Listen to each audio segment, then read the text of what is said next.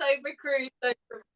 Yeah, it's a mouthful, but Welcome to Yachting International Radio. You're with Corinne Rayson from the Crew Coach on the Wellbeing Project. Today we're talking about Sober Crew Social Club, and the founder of it is Laura. Welcome, Laura, to the show.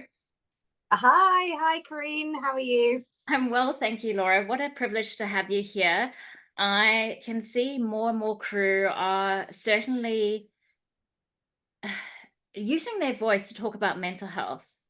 And they're certainly now having the courage to do so. Previously, we would talk about it, but I think lean more on the side of being anonymous. And I think by crew being vulnerable and putting their hands up and saying, hey, I've suffered from depression or I've suffered from substance abuse, is really paving the way for others to come forward, but also normalize what we're going through. Yeah, I agree completely. And firstly, thank you so much. It's such a privilege for me to be here. I really can't believe the sort of traction that Sober Crew Social Club has gotten in such a short space of time. And yeah, exactly, as it's a lot of the messages that I get and the feedback I have is exactly that. It's people relating to what it is that I'm sharing, people saying, oh my God, that's me. Like, oh, it's not sort of abstract, it's that sort of first person lived experience, which is what I'm sharing, which just helps people hopefully know that they're not alone in feeling like they maybe want to change their relationship with drinking. Yeah, fantastic. Great. So now if you can give us some context, how long have you been working in the industry for? And what was About 100 years. Pardon? About 100 years. It feels like 100 years, I'm sure. But I am like industry, like stalwart. I have been in the industry. I joined in 2006. So Wow.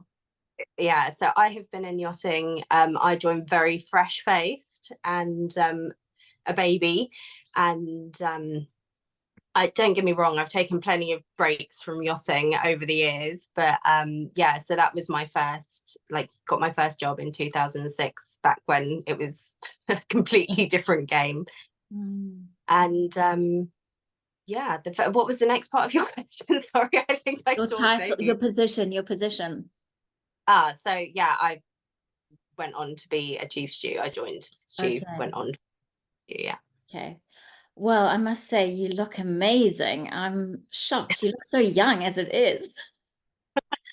You must be taking you must be taking very good care of yourself. And I'm sure abstaining from alcohol makes a huge difference to your physical health as well. Well, yeah, not drinking definitely is probably the number one thing that I have done to sort of look after myself. So it's not just the drinking, which, like, we all sort of know, it's like, it's aging, it's bad for us, physically, mentally, all those sort of things, but it's all the kind of behaviors that come alongside that. So for me, that was binge eating. That was a big thing, and I know that happens for a lot of people, drinking, and then it's not just the night of alcohol, it's the after effects, it's the next day, it's the knock-on effects. So yeah, I often say, like, the physical and the mental, they're just so Intertwined. Yeah, absolutely. It's not just like, oh God, what am I doing to my body? For me, it was like, it's really having an impact on my mind. Okay, so do you notice a pattern if you're saying that you previously had a history of drinking and binge eating? Was there a trigger for you? Was there a reason for those behaviors? Oh my God, this is I could probably talk for hours about this, but we're trying to keep it sort of succinct. It's just sort of learned coping mechanisms over the years, really. Yeah. So from, and with drinking, it's not, some people, everybody has a different relationship with alcohol, and for me, it wasn't just used as a coping mechanism, but it's habitual, especially in yachting. It's just automatic. Like, finish work, crack the beers. It becomes habit, and it becomes normalized. And going out for drinks midweek because people are bored, all that sort of thing, it just becomes a habit, and then often it can lead into that sort of dependency. Whereas for some people, they can drink every night and they actually don't have a dependency. Other people can drink once a week, but it's a problem. So it's so very so that's sorry, carry on. No, please. When did you notice it was problematic for yourself? I think I've probably known for a while, to be honest. And I think from the outside looking in, I don't really think, I mean, I always sort of, people knew I like to drink. I'd always turn up with a couple of bottles of wine. I always was the sort of, I've done all the WSET courses. I like, every time I went away, it was, holidays were based around, like driving through Burgundy, going to Marlborough, doing wine taste, like wine tasting everywhere. Wine was sort of interwoven with who I was, really, my identity, which is kind of sad when you think about it. But anyway, it's sort of, I noticed though that it was becoming more and more, there wasn't the joy in it really anymore, and it was becoming, I was definitely using it as like a crutch, as a coping tool. Stressful day, have a glass of wine. And I sort of, and when I say a glass of wine, I don't mean a glass of wine. It's such a term that rolls off the tongue, like, oh, I'm gonna have a glass of wine. I mean, for me, it was like a bottle of wine, sometimes 2 bottles of wine. And it just sort of got to a point where I realized that I was bullshitting. Sorry, I was lying to. I don't think there's kids listening to the show. Trying so hard. Swearing is also like a bit of a thing. But I was just lying to myself. I was just sort of like, I told myself one version of my drinking, but the reality was something else. And I basically woke up one morning, I was back at home, I was in my apartment, and I woke up and it was 5 o'clock in the morning, and I'd fallen asleep on the sofa, having had, a couple of bottles of wine the night before. And I just sort of actually woke up and I saw myself, and I cut through the rubbish. And I was just like, what am I doing?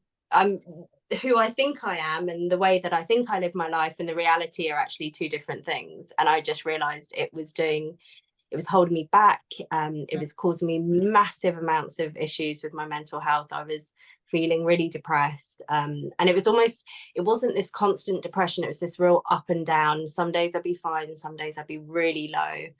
And I just realized that I wanted more. I wanted to live the life that I thought I was living, the adventurous, the fun, but I realized alcohol was starting to become something that was holding me back.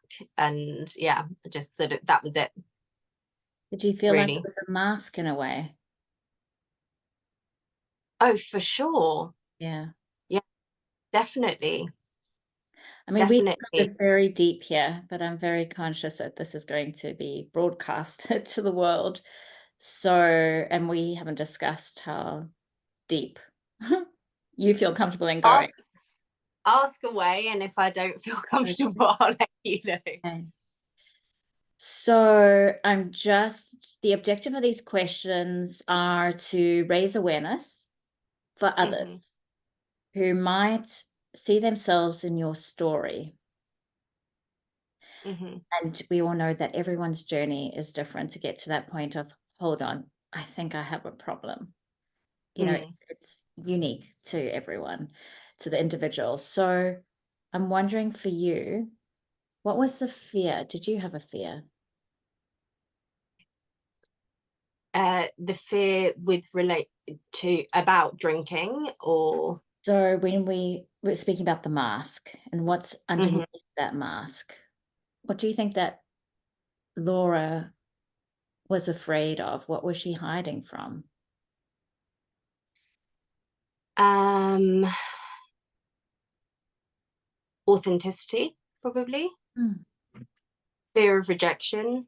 Fear of not being able to be truly myself. And I mean, this is this is something that is, people often, the reason why people do develop drinking problems is because of fear of something. And it can be fear of multiple things. It's not just one thing. But for me, you ask if alcohol was a mask. Yeah, it was the way for me. And it was the way for me to keep the bullshit bravado up, that everything was fine. And it helped keep a certain amount of emotional distance Yeah. from people, when actually all I was really looking for was connection. Mm. But then there's the fear attached to that. Too much connection leads to the fear, like the possibility of rejection. So Yeah. Thank you for your so honesty. no, that's okay. It's, I think it, I mean, I've always tried to be honest in this. I mean, this platform, that this page that I started, I mean, I've often said it's probably in one way a form of like career suicide. And because, and I have a friend of mine who I won't mention by name because he's asked me not to, but he's a captain in the industry. He's a really good friend of mine. We've been friends since 2006. He's sober, and I speak to him a lot. He was my first port of call when I first decided I wanted to stop drinking, which was a few years before I actually stopped drinking. And I sort of said, I'm doing this thing, and it feels like there's a lot of sorry, the cat started meowing outside the door. The absolute hates a shut door. Anyway, and I said, this is really gaining some ground, or is there anything you want to add? And he said, I'd love to be involved, but I can't put my name to anything. And this is a captain who's been in the industry for same length of time as me, sorry. Because there's that fear that it's like, well, who wants to employ somebody who openly talks about the fact that they don't drink, because that indicates a problem. And so he has said, and he's employed right now, but he has, there's a certain amount of reticence, because there is that sort of like, well, by being vulnerable and opening this conversation, it's like, oh, well, are we going to have a problem with you? So just to clarify, he's afraid of being ostracized for doing something pro-social, which is abstaining from alcohol. Well, because it then sort of implies that there was a problem, which means that he had to stop, which means, oh, does our captain have a drinking problem, that he's A stigma attached to his past. Yeah. And that's so much of the problem, if In you our have industry, though, in so many aspects, whether it's mental health issues like depression, or if you are a victim of bullying and assault. I had someone reach out to me. We did an interview, and she's like, I think I'm not getting any jobs this season because I've spoken up. How sad is that? I mean, we can't prove it, but this is what we really need to challenge within our industry. And there's two directions we can go in. It's us as crew speaking about it and making it vocal and saying, hey, this is not okay. But it's also changing the mentality at the top. And in order for that notion to actually come into fruition and for there to be a change, they need to be open to it. But I think they're so dogmatic in their belief systems. Absolutely. I agree so much. And we are still I mean, the industry still runs on the sort of premise that it's like you're highly disposable, easily replaceable. If you're a problem, we'll get rid of you and get somebody else in. And since, I mean, the industry has become busier and busier and busier and busier, you know, over, well, certainly since I joined, but especially in the, you know, the latter years since like Below Deck, let's say, and everybody wants to work on a boat. And now it's just like, well, if you're not working out, get rid. And you know, I've had somebody reach out to me who got fired because of his drinking, and he was like, it wasn't, I didn't even feel like it was a problem, but it was obviously a problem for the captain. But also he said, but other people drank more than me, but I think he just wanted to make an example. You know, that's Yeah. a whole different conversation. But I think there is a certain, I mean, obviously yachts employ grown-ups, adults who have their own sense of personal responsibility, but I almost feel like there should be a certain like duty of care, you know, where if somebody comes to you with an issue, that person should know that they can come to you with an issue firstly, and also not just run the risk of like, okay, well, you're off. And as you say, like as potentially happened with the person you were speaking to, name gets blacklisted. And it's just this, you know, with so many people in the industry, especially junior crew who are coming in their sort of early 20s, who haven't really necessarily like maybe been away from home even that much, and all of a sudden they're thrust into this environment peer where pressure as well. It's a culture that everyone subscribes to, and you feel compelled to subscribe to that culture. I know certainly on one of my vessels, it felt that way. And I've never been a big drinker. Probably in my early teens I was just thinking some of the shooters I was consuming back then. But yeah, I couldn't keep up to the point where I was trying to throw, well, I did successfully throw some of those shooters into the bushes behind me and not down them. But I felt like, you know, in a way, you're not fun if you don't. Like you're boring. And yeah the other thing was, if you're sober and everyone else is drunk, that's boring too. So you might drink just to, you know, keep up with the Joneses and stay awake and participate in the festivities, because you feel like a loser. So there's so many underlying reasons why we feel like we should be part of it. Yeah, well, you know, again, it's coming back to the questions you're asking me about fear, and that fear of, you know, connection and lack of connection. It's like nobody wants to be on the outside of the pack, do they? Yeah. You know, it targets one of our most primal needs is to be like part of.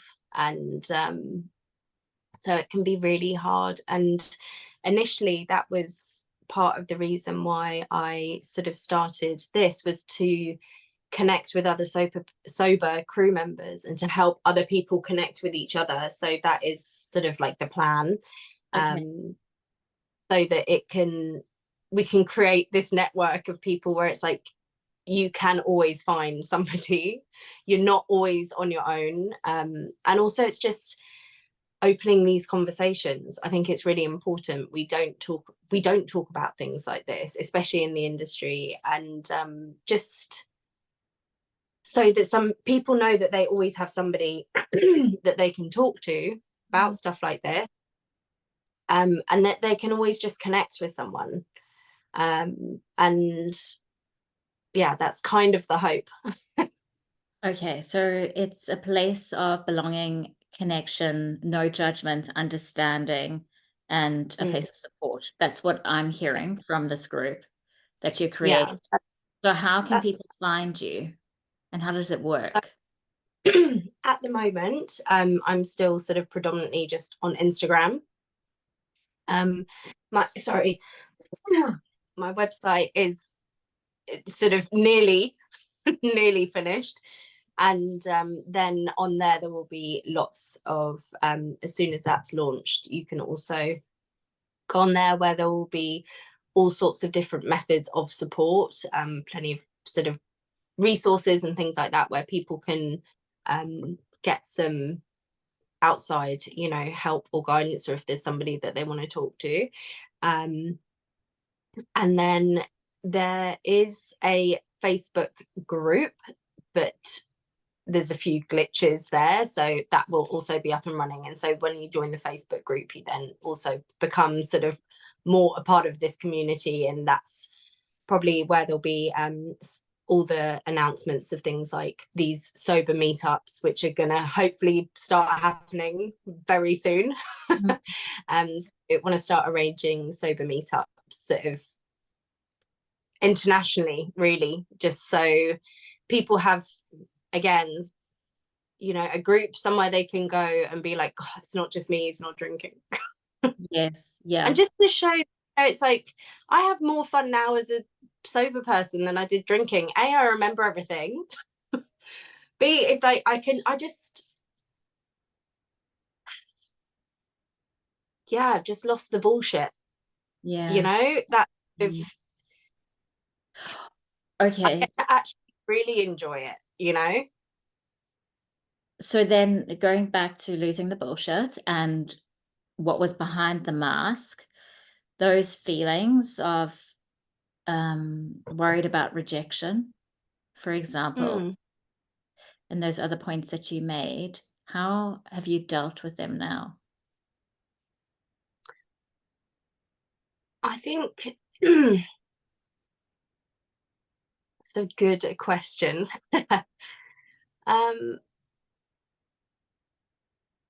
By being open about them, by talking about them with people that I trust, and I think I probably still am working through them. You know, I don't think that it's,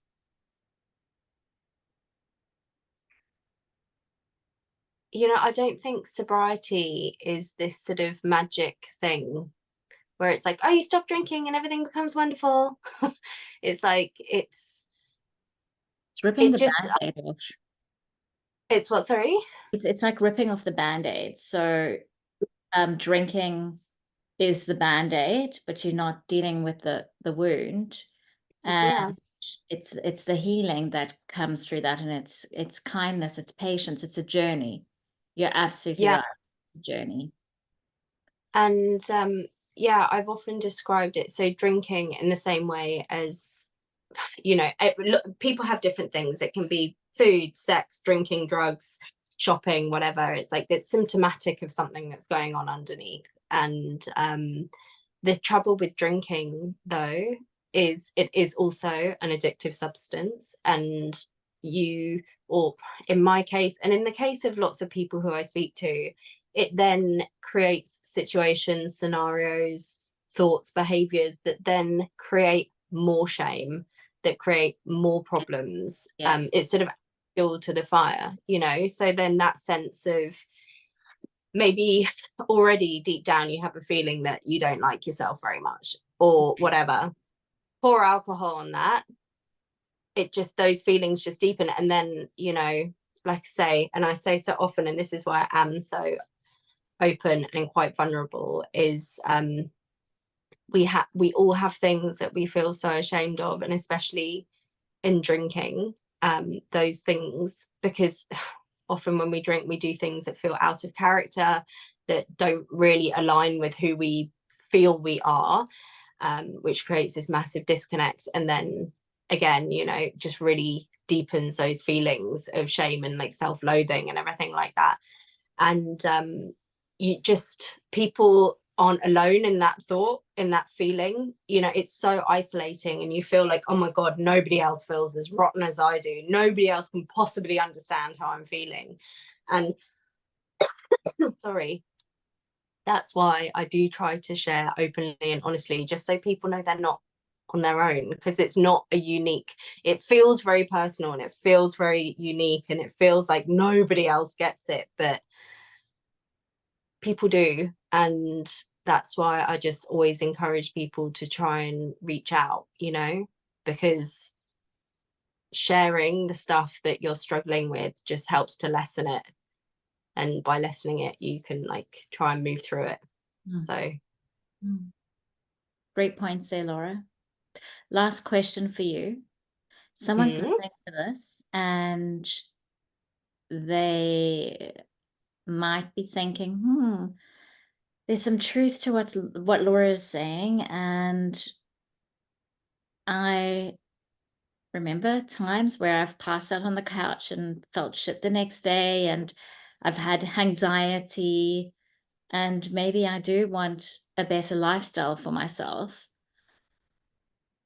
What would be the starting point? And I know everyone's journey is different, and your experience might not, or your advice might not suit the person who's listening, but it could help someone else. So what would you say, like, if you're wanting to abstain and become sober, where would you start? Oh, that is such a good question. Because as you say, everybody is different. What works? And what works for one person won't necessarily work for another. Support is really, I think, it's not essential, but it certainly makes things a hell of a lot easier. So I would look to seek some support in some way, and that can be just, it doesn't have to be through anything organized or but even just sort of talking to somebody who you trust, being like, hey, this is where I'm at. Somebody who you hopefully know that you won't get judgment from. If you've got a really judgmental mum who's gonna, well, I've always told you you've had a problem with your drinking, probably don't go to that person. But if you have somebody you trust, and if you don't, then that's where I would look for outside support, and just be really honest about how you're feeling. And I would then suggest just not, I don't know how to phrase this, but sort of not catastrophizing. It's so easy to, when I say catastrophizing, I mean sort of, don't look for the worst case scenario. It's so easy. When you've been doing something a long time, your brain's going to throw up all these reasons why you shouldn't change the norm. So don't focus on all the reasons why you can't stop drinking. Well, I've got that wedding in like 8 months time, or well, it's going to be Christmas in like 4 months time, or it's a birthday. Stop. Don't go to like the ends of your, like, the reasons why you can't, and just focus on the day ahead of you. Literally that. And as soon as you can just get one day under your belt, I'm not saying every day then becomes easy, but just focus on the day ahead of you every day. That's what I do every single day, is I just focus on today, and day by day, day by day, you rack those days up. But it's like, don't try and eat the whole elephant, just one day at a time. Again, great advice, Laura. Such a pleasure to have you here, and it was wonderful to have a bit of a chuckle before we started this interview as well. But wishing you all the very best in your journey. You're doing such a great thing, and I'm thrilled to be working with you on the mental health forum that will be on in a couple of weeks. And I'm sure there would be a recording for those who can't make it live, hopefully. And let's stay in touch. Sounds great. Thanks so much. I'm so honored to have been asked to come and speak here. So yeah, really, really grateful. Thank you. Sure.